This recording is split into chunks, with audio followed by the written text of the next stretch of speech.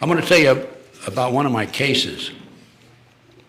And then in the lectures in the future, I will tell you about individual cases I've worked and investigated that absolutely, without any question, establishes there is a conspiracy and infiltration into the lower levels of the government all the way to the White House. And this is the John Van Meter case. On Halloween 2004, John Van Meter, a woodsman from Wisconsin, had attended a conference in Sonoma County, California. And after the conference, he was driving home, and he saw 5 or 6 automobiles, black automobiles, with people in them, driving into the woods. He did a U-turn and came back, and a safe distance from what was taking place, he could see a fire. He could see a girl in the nude tied against a tree. And most of the people there were in the nude. And he said, this is not right. So somebody shot at him. And he got his gun out. Being a woodsman, he carried a gun. And he shot back. Long story short, he shot and killed 4 of them, broke up the ceremony, and rescued the girl, carried her over and put her in the car. The others scattered, and he chased the leader into the woods and shot and killed him. Okay, he had a pretty exciting evening that night, didn't he? He looked at the body of the leader and took a card out, a little business card out, and on the back of it was a 202 area code. The next day he called, and a female answered, Federal Bureau of Investigation. The next day he called, and the line had been disconnected. And when he was chasing the leader through the woods, they had a running conversation, and the leader said, we have the police and the FBI in our hip pocket here. If you kill me, you'll live in a 10 by 10 cell the rest of your life. So John ends up reporting to the police, Sonoma County, and goes back home. And they filed charges against him, claiming that he filed a false report. And they waited 4 days to go out into the woods and search the area. The police did. And so he hires an attorney in Sonoma County, and the attorney says, don't come back here. It's corrupt. Law enforcement's corrupt. You'll end up serving time.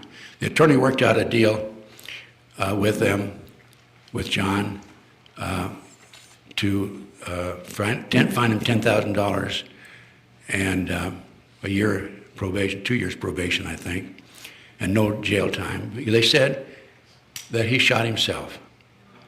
Okay. He goes back to Wisconsin, and April the 19th, 2006, a year and a half later. Anybody remember that date? That's a rather significant date in Oklahoma City, Waco. He goes out in the woods, and he's a woodsman at that. And two fellas come out, drive out, park the car, get out, and he hears one of them say, he's mine. He has another gun battle. He knocks one of them down 4 times, the other one down twice. And they had enough, they took off.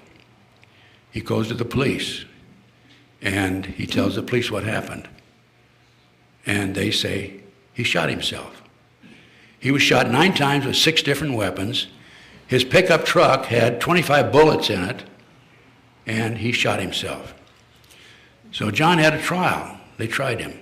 We brought an expert in from Madison. I went to the trial. We brought an expert in from Madison, Wisconsin, who said he could not possibly have shot himself based on the circumstances. And John was tried and convicted, and they changed their story from he shot himself to he lied to the police. John told me, sure, I had to lie to the police. I didn't trust him. Why would I not lie to the police? So that shows you, and by the way, he's placed on probation, and during the 1-year probation out of Wisconsin, somebody planted a marijuana plant in his garden, Obviously, they wanted the probation officer to find it. The probation officers came by regularly, searched his home without a search warrant, looking for guns, looking for booze. You can't have either one when you're on probation. And then last February the 6th, his house burned to the ground early in the morning. So that just shows you how the corruption has permeated down to the very lowest level. Sonoma County and Lincoln County, Wisconsin. This man could not possibly have shot himself. As I said, he was shot 9 times with 6 different weapons. I have a copy of the letter here that the girl wrote. By the way, she's in hiding. She changed her name several times. And nobody knows, other than John and a few others, about her whereabouts. Was she kidnapped? Yeah, she was kidnapped. She was kidnapped out of a parking lot in Oakland. 4 guys came at her in daylight and shot her in the thigh with a needle. She lost consciousness, and they put her in a van. Would you like to have me read the letter that she wrote? Okay, I'm the woman from the Satanic cult abduction case on Halloween. I'm scared to death of them finding out who I am, so I'm not coming forward. The only person I'm ever going to tell is my brother. By the way, she jumped in the car and drove into Oakland and called her brother. Her brother came and picked her up. She was in the nude, by the way. She had no clothes on. He thinks would be best if I stay anonymous, but he has convinced me to write down everything I remember exactly as I can and send it to the police. So this is what I'm doing. They were going to rape and murder me, and I hope they get caught. People need to know what's happened to me.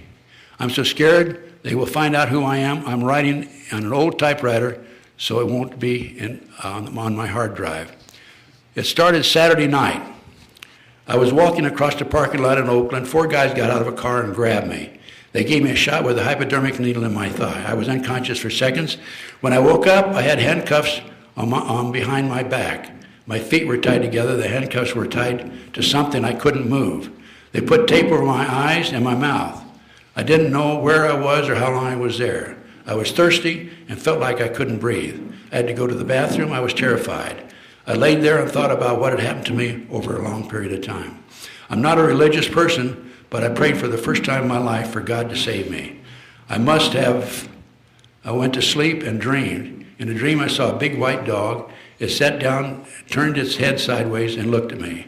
I felt like the dog was a girl dog, and she came to help me. I can't explain it any other way. Then I got up and ran away. I don't know why I'm even saying this. It just seems weird and real. I woke up again. I had to go to the bathroom so bad I finally gave up and urinated in my pants. It was awful. Then it was wet and cold. After a long time, I heard noises like a car door opening, and a couple of guys grabbed me. One guy said, "Bitch, pissed on the floor." The other guy said something like, "Shut up, clean it up, and load the stuff in." I'm pretty sure now I was in the back of a van. They took me into a search or something, or in the house or something. The guy said, "If you cooperate, we won't hurt you. If you struggle, we will kill you. Is that understood?" I nodded my head, yes. "What could I do?" he said. Would you like something to drink? I nodded yes, and they took the tape off my mouth and gave me some water or something. It tasted funny.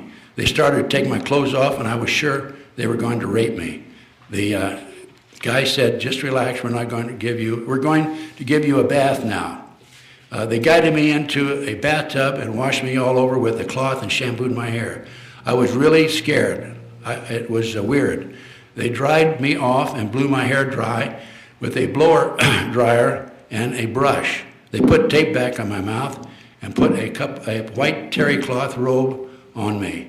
They set me down on the chair. I couldn't see anything because the tape on my eyes. I could see I could hear voices in another room. I was getting pretty sleepy. I think that there was something in the water they gave me. Then a couple of guys got to me. They took me out and put me in the back of the van and drove away. I knew there were other people in the van, but they didn't talk. They just played this loud, instrumental, heavy metal music. They drove me for a long time. I felt very sleepy. After a long time, the van stopped. A couple got me out. My feet were bare, and I was standing in dirt. I heard a lot of people talking quietly. I heard clicking noises in the van. A guy beside me said, "What are you doing?" The other guy said, "You know, getting ready for sanitizing after." Then the first guy said, "Dude, we haven't had the party yet." I thought it was so weird I remembered it. Then I heard a woman's voice say, "This is the sacrifice." She untied my robe and put her hands on my breasts. She said, how did she test? A guy said, "Perfectly." She put her body next to me. I could feel her, she was naked. She said to my ear, "I'm going to drink your blood." I felt suddenly very sick. I started to collapse. A big guy picked me up and walked with me. Then they set me down and took off the handcuffs. They tied my hands and arms and put a rope around my neck. They took the tape off my eyes. I was in the forest. They had tied me to a tree or something. I was so scared I was shaking. I knew I was going to die. 4 naked women walked to me. One was wearing chains with rings in her nipples, and she had a big knife. She ripped the tape off my mouth and touched my breast with the knife. Then she jabbed at my face repeatedly with the knife. I was terrified. I wanted to kill her, the bitch. They tied the rope open behind me. They touched me. I don't want to be graphic, but they did sexual things to me. They made me have an orgasm. Then they did things to each other and masturbated and had wild orgasms. The bitches. This was the worst, awful woman were doing this to me. I hope they all get terminal disease and rot in hell. Some guys unrolled a big plastic sheet in front of me and made a fire. It was getting dark. A bunch of people gathered in front of me. They were all naked, and they started chanting some weird language. A man came and stood in front of me. He was older than the others, maybe 30. He was over 6 feet tall and a real lean build. His hair was almost black, so was his beard. He had weird eyes. Somebody was behind me and pulled the rope tight on my neck. He had his hands on my breast. I stared at him. He stared at me and never blinked. I couldn't help looking into his eyes. It was like hypnosis. He put me in a trance. It was like staring at a snake. He began to put his penis in me. Then I heard loud yelling and guns shooting. The snake-eye man jerked away from me and stood looking through the forest towards the noise. Everybody ran to the trees. The snake man poured water on the fire and walked away quietly. Then I heard him say, "Kill her." A naked man came forward towards me with a knife. A man came running up with a silver gun and shot him right in the front of me. He was big and tall, old man, and he had a white beard. That's John Van Meter, by the way. That's the one that was tried. And he had a white beard. I heard a loud bang behind me. I saw the shot hit the old man in the side of his stomach and knocked him down. He shot back multiple times while laying down and got up, started cutting the rope on my arms and with the knife. Somebody else shot at us, and the man shot back. Then he said something like, "Hold on, girl, I'll get you loose," or something. I fell down. The man picked me up with his arms around my waist and walked away fast. He shot me his gun twice and yelled very loud, "No more harm will come to this girl." Then he said something about coming straight from God to kill them all. He called them sons of bitches and said he was going to kill them all. I'm pretty sure that's what he said. I think he scared them. Nobody shot at us anymore. We got in the car and on the road. I think he asked me if I could drive. I said yes. He put me in a car and said something fast things. And he put me in the car and said some fast things to me. All I really heard was "Go home and stay anonymous." I couldn't believe he was going with me. Wasn't going with me. I couldn't believe I was going to live when I was so sure I was going to die before. He wanted me to go, but I asked him, "Are you an angel?" End quote. I'll never forget his eyes. He had blood on his face, but his eyes glowed brightly blue, like they were fluorescent or something. He said, "No, but one sent me to you." He said, "Now go, I'll call the cops." and slammed the door. I hated to leave him. I felt safe with him. I don't know why he wasn't going to go with me. I drove as fast as I could. I almost ran off the road a couple of times. I don't know where I was. Even when I finally got to the highway, I went the wrong way until I realized where I was and turned around and went home. When I really got home, it was really late. I was still shaking and I had blood on me where the wounded old man carried me. I felt sick for him. I found out later that nobody would even knew I was gone. I couldn't believe it. I was hurt by it until I realized it was my own fault.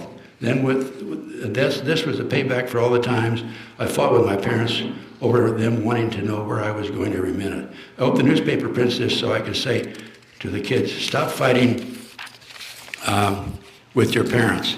There is a reason why they want you to know where you are. My brother and I took the car and parked it in Berkeley. He said he'd call the cops and tell them where it was. We looked at it in it to see if we could find any who belonged to it. It was weird. There was nothing in the glove box or ashtray. No litter on the floor, nothing. Nobody's car is this clean. The only thing in it was 4 black sweatshirts and 4 black sweatpants, all identical. We opened the trunk and all that was in there was a used syringe. Then it hit me. This red Pontiac was the car the guy got out of who abducted me. They must have put me in the trunk. We're going to have the syringe tested to see what they shot me with. Also, when I was showering, I noticed a painful needle mark in my forearm. Then I remembered how one bitch said, how did she test? They drew blood from me while I was unconscious to test for what, AIDS? Then I remembered how that guy said exactly perfect, and I wonder if it was something else. They really scared me. I'm really sick and frightened for the man who saved me. I don't have a TV and haven't been calm enough to watch for anybody else, with anybody else. My wonderful brother has been on the run and hadn't heard anything definite either. I learned last night how you can tell a lot about a man who's looking real close into his eyes. The snake man and the old man who saved me were exactly opposite. You can see it in their eyes. What I remember most of is the shiny blue eyes of the man who saved me. He reminded me of my late grandfather. I want him to live because he's a good man who somehow miraculously saved me, and because I went down to write in the newspaper and explained to me why he looked like my grandfather. I can't think of him dying, and I'm scared to death of what's going to happen. I know now why he stayed there. He was mad as hell, and he wanted to kill them. My grandfather had a bad temper, too, for bad people. I hope he does kill them. I know these snakes did this before to others like me, and if they live, they will do it again. I especially want the snake-eye man to die. I never want to see him again, ever. People like this can't be rehabilitated in prison. I can never forgive them. It took me all afternoon and all night to write this. I hope it makes sense to someone, whoever reads it. I had to take a lot of breaks before crying. The sun will be up soon, and it will be another day. My brother is leaving soon to mail this away from my home. I don't even want these snakes to know the zip code I live in. Then he's going out to the forest where I think I was to look for the man who saved me. I'm going to stay home and pray for God to save this man. He saved me. I hope we will save the man. He will save the man who is sent to do this. I don't know if this will help catch the snakes who tried to rape and kill me. I tried hard to remember anything I could. I'm still so shaken up, I can't think I'll ever be normal again. That's it. There's 50 to 60,000 human sacrifices a year by satanic cults in this country. Okay, I have that from very reliable sources, 3 different satanic sources.